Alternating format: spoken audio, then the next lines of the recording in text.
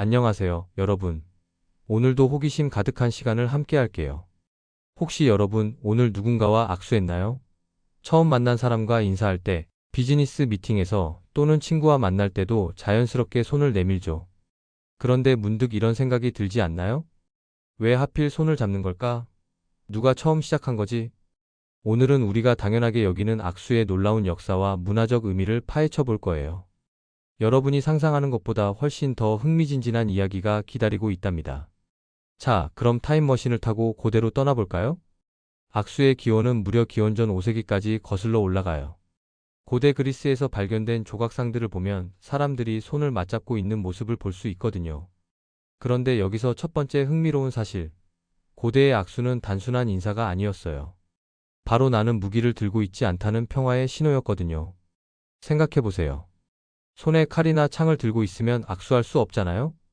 특히 고대 로마에서는 팔뚝까지 잡는 방식이 유행했는데, 이건 소매 안에 단검이 숨어 있지 않다는 걸 확인하기 위해서였다고 해요. 옛날 사람들 정말 신중했죠? 그리고 두 번째 흥미로운 사실은 바로 악수를 흔드는 동작이에요.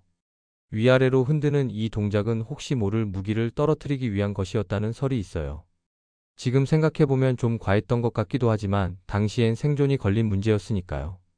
이제 세계 여행을 떠나볼까요? 악수 하나만 봐도 문화의 다양성을 느낄 수 있거든요. 먼저 서구 문화권에서는 악수가 표준 인사예요.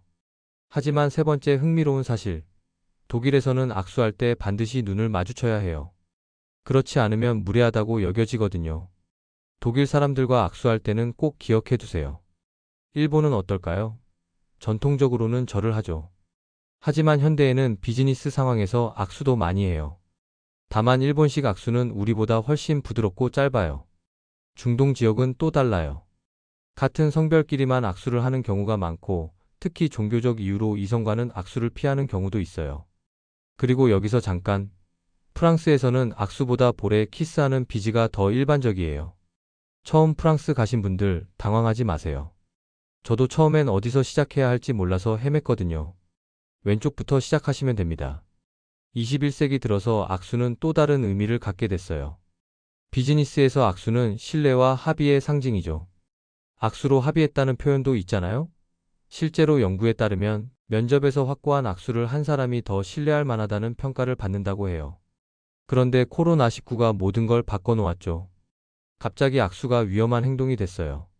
그래서 등장한 게 엘보 범프, 발로 하는 인사, 심지어는 아예 비접촉 인사까지.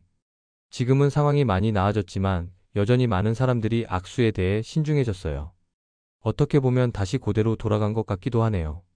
이 사람과 접촉해도 안전할까? 를 생각하게 되니까요.